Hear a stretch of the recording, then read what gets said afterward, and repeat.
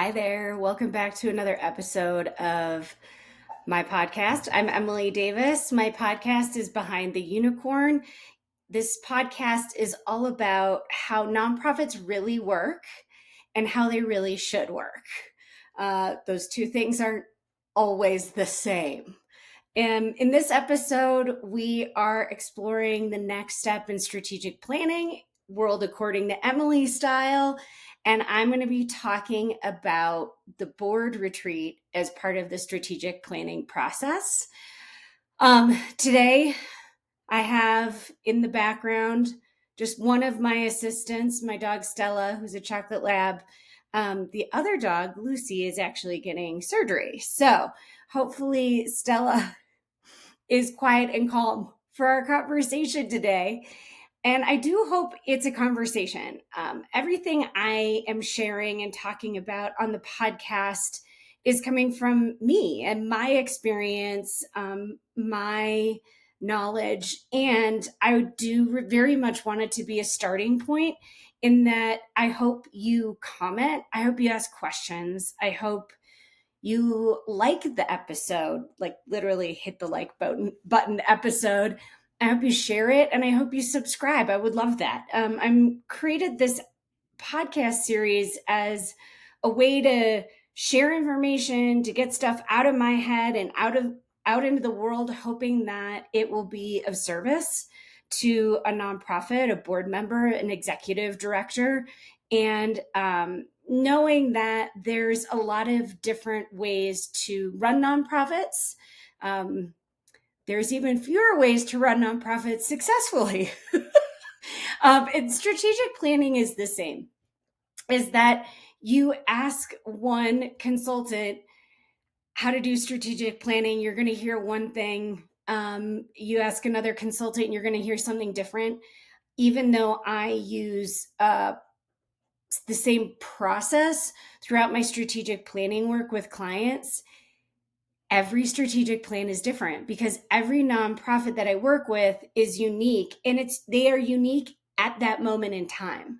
So there's a lot of things that you just can't replicate between organizations. And the process might vary from from strategic plan to strategic plan, organization to organization. In the last couple episodes, I talked about the proposal process. I talked about contracting and an overview of strategic planning. And then I talked pretty deeply about the discovery process. And for me, the discovery process is gathering data, specifically qualitative data that we use in the strategic planning to then get to the retreat and have very focused conversations. This is really, the discovery phase is really the stakeholder informed part of strategic planning. It's the forum under which different types of stakeholders get an opportunity to share their thoughts, opinions, concerns, accolades before we go into the retreat. I find that this is the most sort of impactful part of strategic planning, and it takes the longest amount of time. As I said in the previous podcast, it can take anywhere between 3 and 5 months, ideally 3, but that all depends on a lot of different factors.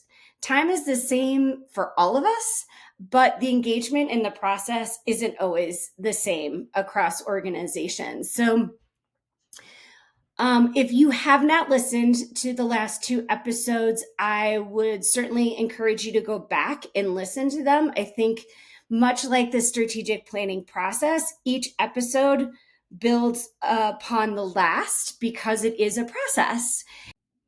In the last episode, I also had a little blooper moment with the mic and I knocked it over.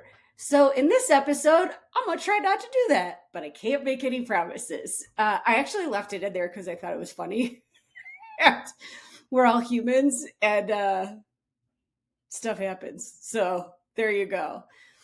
All right, so let us begin talking about the retreat. First of all, what is a strategic planning retreat and what is it not? A strategic planning retreat is an opportunity for the board members and the executive director, the chief executive, who is part of the governance of the organization, to get together and talk about the data, talk about some foundational educational pieces, and to really brainstorm what the elements of the strategic plan should be. What a strategic planning retreat is not, is it is not the time to talk about operations for the organization. It is about looking at that high level, setting organizational direction, getting at that 30,000 foot level. It is not about getting in the weeds, okay? It is also not the time to write and wordsmith a strategic planning document. That's just a nightmare to me. I would never, as a board or staff member, I would never want to do that. I would never sign up for that. And I think that's frankly why so many people don't like strategic planning, is that they are asked to do that, which is bonkers. Now, the contents of a retreat, of a strategic planning retreat, can and should and will vary. One thing that I really like, listen, over the years, I've developed a lot of different facilitation activities that I've learned from others, that I've come up with on my own. There's a lot of different ways to structure the retreat. I will tell you 9 times out of 10, the first part of the retreat, the first half of the day of the retreat that I do, is a facilitated educational discussion on board governance essentials. Why do I do this? First of all, the strategic plan is, as I've said a million times, it's a function of governance. And so the thing is that most nonprofit board members have never had education about what it means to be a good nonprofit board member, to do good nonprofit board governance. Most of us get handed down what we have learned from others or been told by others is the way to do board governance. And I got news for you.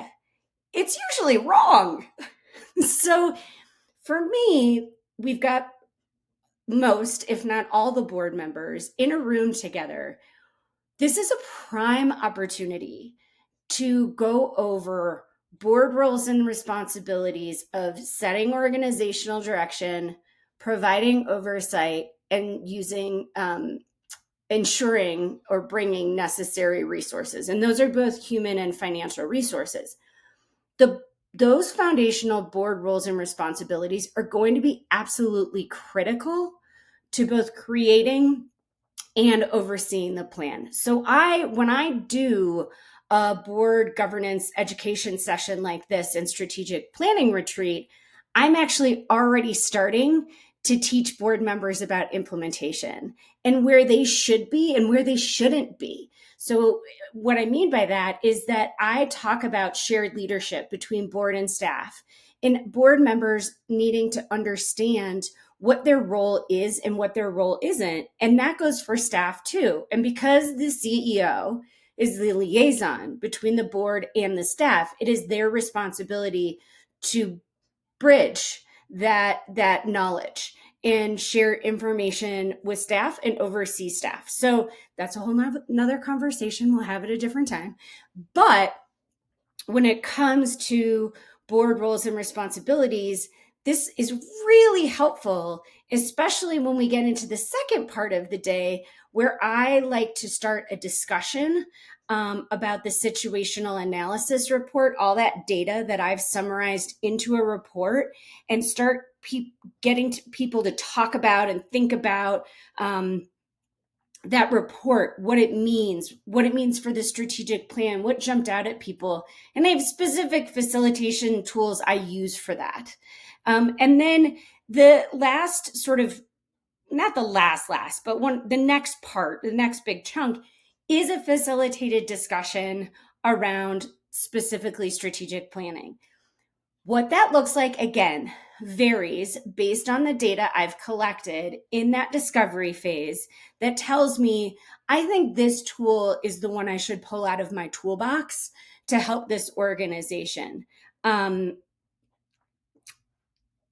that can be anywhere, it's usually two hours, let's say. And then I wrap up the day with action items, right? Where do we go from here? Talking to people about next steps. So that's sort of the skeleton of things, which I'll talk about more, but I wanted to give you a little overview about my approach. So a couple things. In my humble opinion, using this process, a retreat like that takes no more than 7 to 7.5 hours total, including lunch and breaks. I have a much more captive audience for that amount of time. If it's over 2 days, people's brains just don't work as well. I'm not saying it doesn't work. It's just, to me, I have to think about how engaged I can get people in the process. And so even like having the situational analysis discussion after lunch, I do that strategically. I think about all of those elements. I happen to think that as an alternative, personally, the next sort of best thing that I have seen, not using this whole process, but just doing a retreat, the next best thing I've seen is technology of participation. That's a company, it's a model, it's all of these things. They have a strategic planning model that they then sort of train the trainer in a way. And their strategic planning model, to me, is the next best thing. I often incorporate that model into my retreat day. You can do it as a standalone strategic planning. I don't think it's not, to me, it's not stakeholder informed. I don't think it's as comprehensive, but you can use it. And what you do for that is you find somebody who's certified in this technology of participation strategic planning model. And you're definitely looking at a 2-day commitment. I like it. I like the model. I think there's a way to make it even more efficient, which is what I've tried to do. Having said that, I have already alluded multiple times to one of the key points to a successful board retreat, whether it's strategic planning or not, is that there are a few key elements. One is that you have somebody who is a trained facilitator. Listen, I've said this on other podcasts, but facilitation has always come very naturally to me. And I think that's partially because of my background in things like training. I've been trained in, hotline counseling, and so active listening. And I do feel like I have sort of a natural feel for facilitation. Having said that, having somebody who is professionally trained and or certified in facilitation, I think, is invaluable. So, number one, have a trained professional facilitator.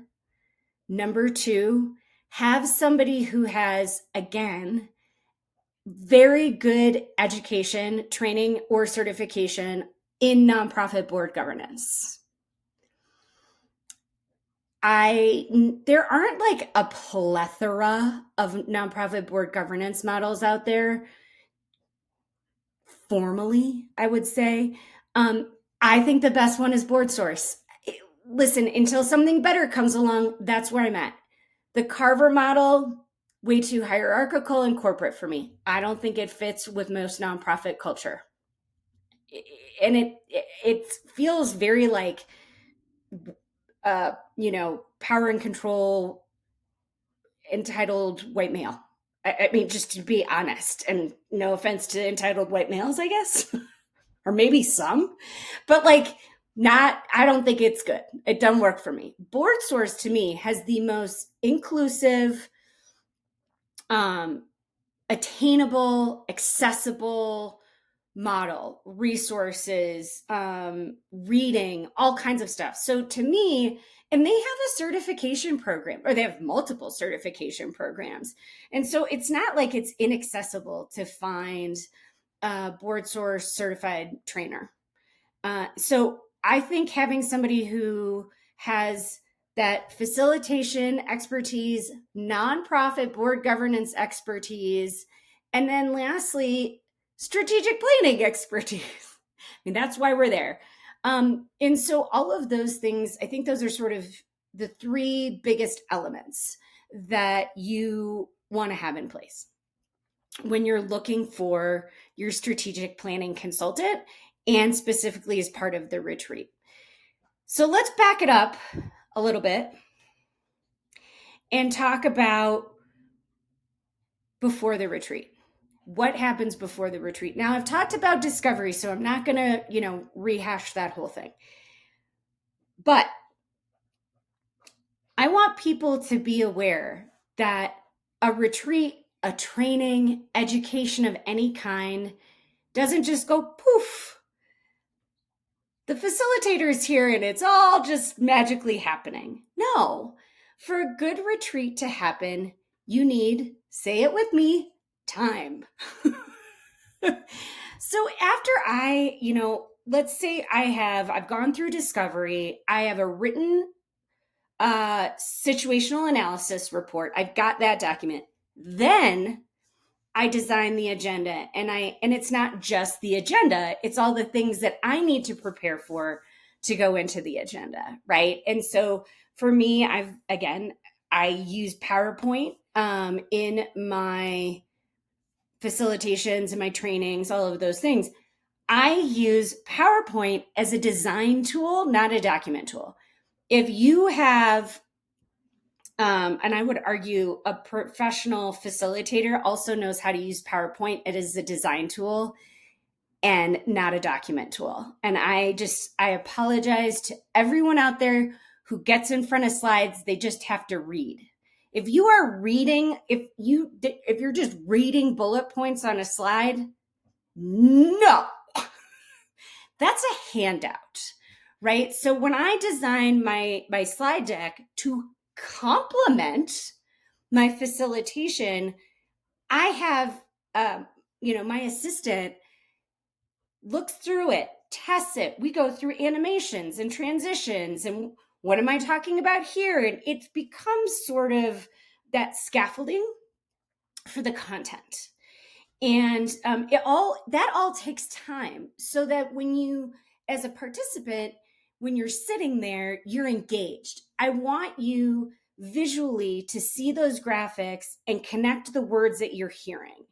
Additionally, I have the slide deck, but I do a second slide deck for just the handouts. And those slides often have more detail. They'll have certain things taken out because we don't need it, like lunch break, this lunch break slide.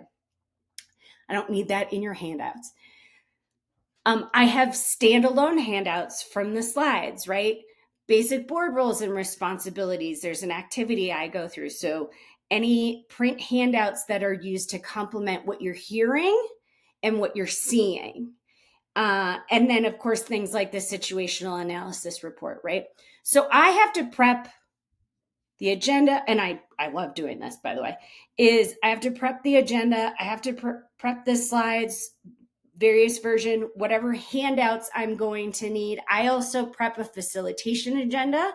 And the facilitation agenda is kind of like more of a breakdown of the time and what I'm going to talk about when. And it's my run of show, right? Like, that's my run of show. So I really stick to that to be able to do a good job. And I practice. I would argue I've practiced this for 20 years. So I've gotten pretty good at it.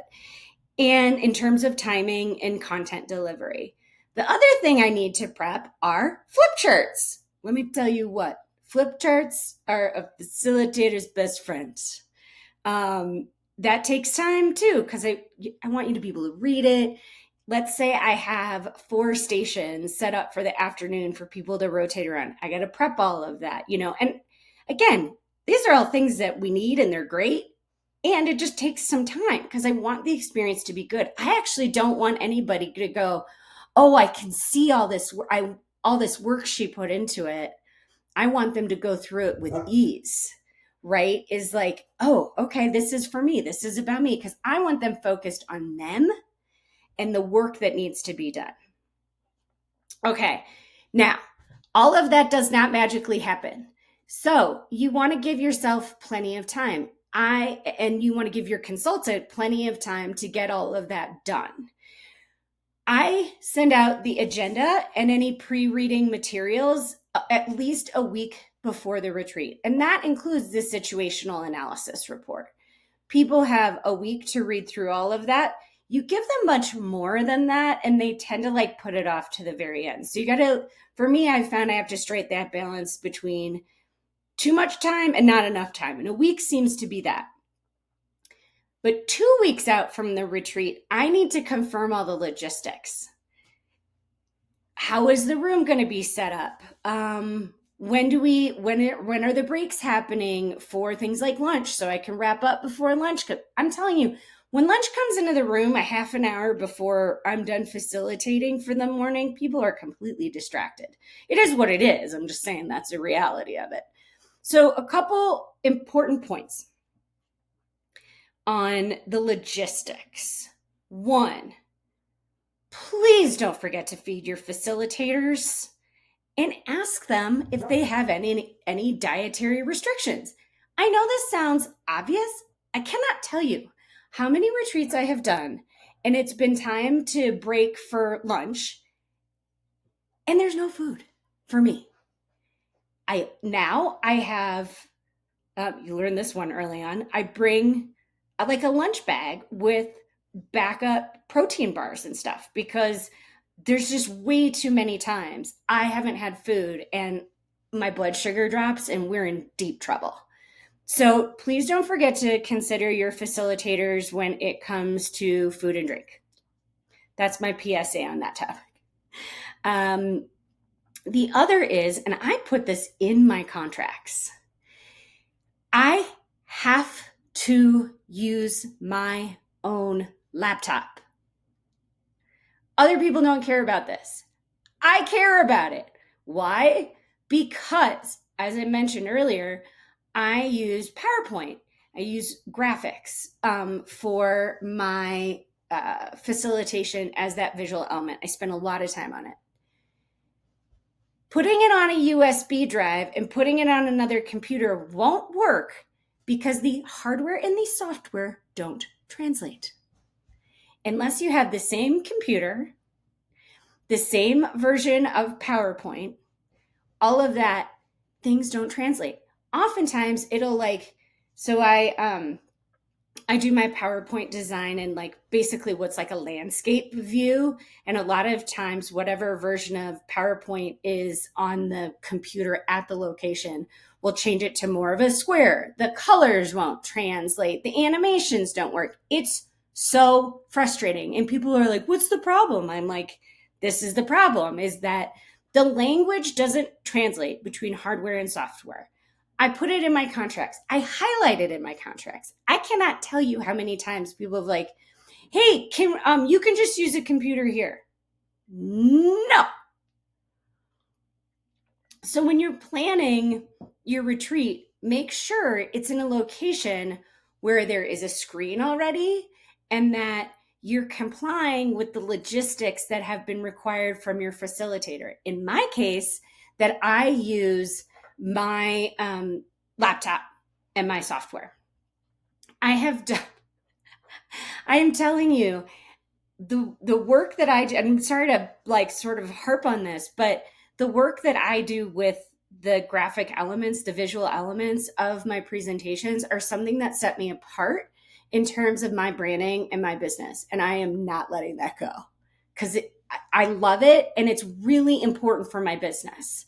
So Make sure that that's all set up. Find out if the facilitator wants a podium, no podium, how the room's set up, what are the dimensions of the screen. I'm not kidding you. If they're square, if it's a square screen and I have a rectangular PowerPoint, that's going to suck. It's going to look unprofessional and unpolished. I don't like that. I don't want that for the participants. I don't care. I do. That's why it's in my contract. So I want to make sure all of those details are nailed down 2 weeks before we actually go into the retreat. I also think this is one of the most important points about working with a facilitator or a consultant or a trainer, whatever. Set them up for success so they can set you up for success. Listen to what they need and believe them. Because they're professionals. This is what they do in and day out, day in and day out. And so if they say to you, I need to be in the room to set up an hour before we start, that means you're in the room an hour before they start. This is a number of years ago. I was doing some governance action planning. I confirm all the details in advance. I do all the things I normally do. And they hadn't been real responsive as a client. So there were some yellow flags going into it. So my assistant and I are there. We're waiting in the lobby with all our flip charts, all our materials, everything, computer, the whole thing. No one showed up till a half an hour after we were supposed to start. Not a half an hour before we started, a half an hour after we were supposed to start. Then when we got there, none of the tech worked because they hadn't tested it. They hadn't done their homework. So everything that I had prepared for them didn't work. It was so frustrating and it was so off-putting because I hadn't had clients that were this disrespectful and this considerate of the time, energy, and work I'd put into it. And I was flustered. Hey, guess what? Consultants are humans. And I was like, what the hell? Like, you're really late. You didn't do any of the things you committed to do. You have no consequences for it, but now it falls on me, right? Because I guarantee you, any of the problems that are had are going to fall back on the consultant's shoulder. And if they get frustrated, then how dare they? Like, it's such a double standard. It's very hard. And once we got in there and we got everything set up as best to our ability, literally someone said to me before we even start, if you were a good consultant, you would just roll with it. That's not the problem. The problem is you didn't say what you were going to do. And we planned the best of our ability around an agreed upon set of expectations. So it is all of that traumatic story. Listen, the retreat went great in this story. I was very frustrated. And the longer you do consulting, the more stuff like this happens. And for me, I'm passionate about what I do. I care about it. If I didn't care about it, I wouldn't care if you didn't show up on time. I wouldn't care if I wasn't able to use all the elements that I took a lot of time and resources to develop. But I care. If you want to find somebody who doesn't care, go for it. That ain't me. As the nonprofit who's hiring the consultant, you need to also take accountability and responsibility for your partnership and what you agreed to do as part of the strategic planning process and the strategic planning retreat. Arguably, communication is your best friend.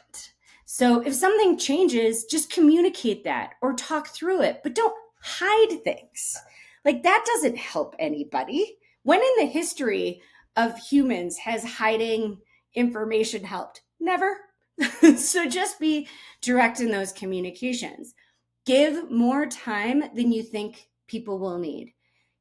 I had this happen recently that was awesome.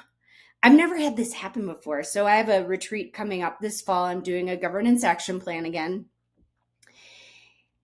And my contact had contacted me and said, "What kind of space would you like to be in? Would you like to be in like a hotel conference room? Would you like to be in a more innovative space?" I mean, you could have knocked me over with a feather. I've never had anyone ask me what kind of space I would like to be in. It never even occurred to me.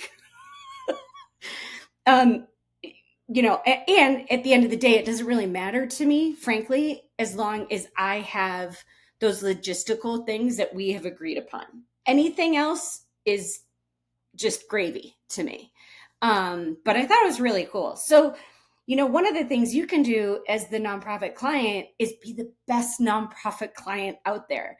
Set your consultant up for success so they can in turn set you up for success. Okay. So, pre-planning for the retreat, all the logistics. Make sure you do all the things you said you were going to do as a client, and communicate. And the consultant's job is to do all the prep work, from the flip charts to, like, I mentioned all those handouts. They all go into a folder. So I prep all the folders. I prep all the tech I need. I prep, I have a bin. Most facilitators, consultants will have a bin, of all their facilitation goodies. I have a portfolio carrier that all my flip charts go in. When I travel, I have a architectural tube that I roll all my flip charts in. All of those things I need to prep. And then I need to be in the room an hour ahead of time. Why, might you ask? Well, first of all, usually participants start coming in, hopefully, around 15 to 30 minutes before we start. And I want to be able to be set up and relaxed so I can talk with folks and meet them beforehand. It also takes me some time to set up the room. I know how I like the room set up. I know what materials they need.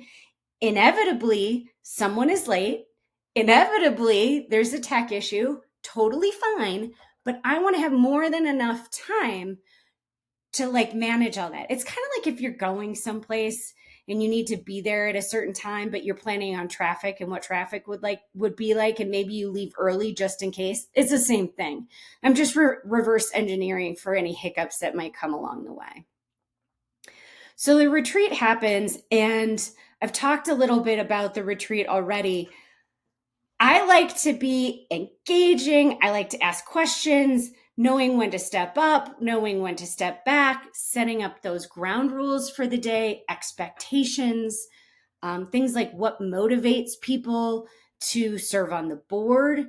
I like to remind people throughout the day what our big picture is, which is that we're ultimately serving the mission of the organization. This isn't about us personally.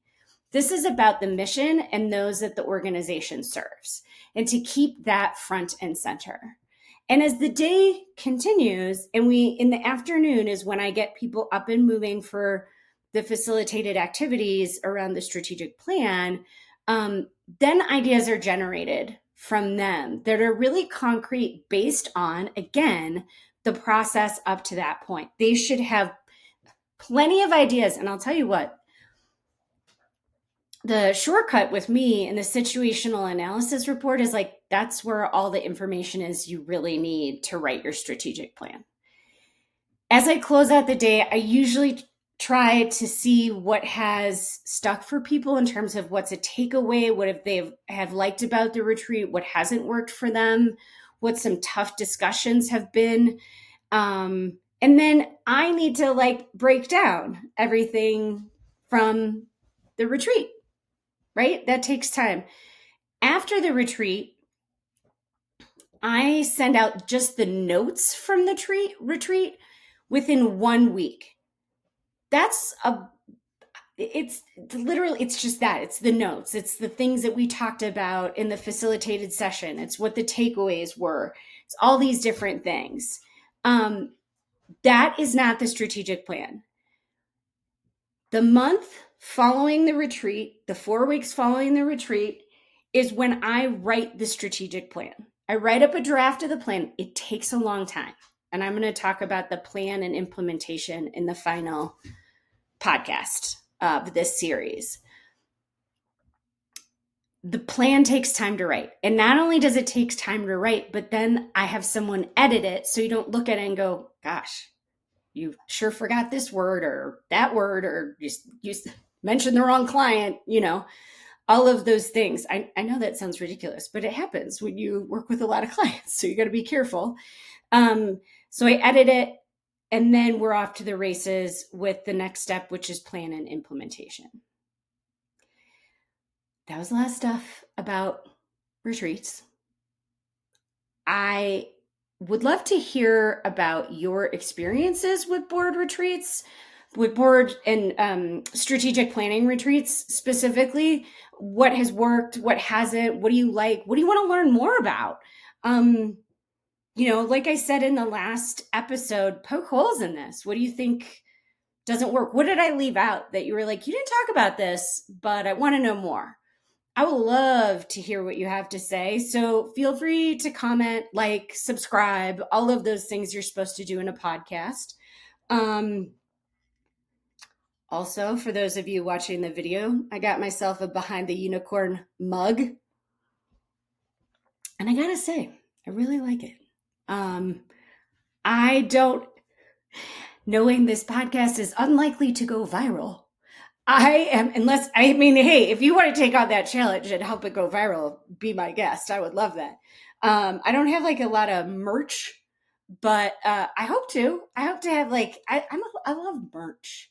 So I hope to maybe have some like mugs and stickers and maybe a tote bag or something. So in your comments, if you would like to talk about some merch that you would like, I'm open to that as well.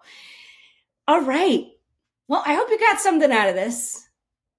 I love talking about this stuff. I hope you can tell. I'm really glad that you're here. And I'm really looking forward to the next installment of the podcast Behind the Unicorn, talking about strategic planning, and where I talk about writing the plan and implementation. All right. Have a great day. See you next time.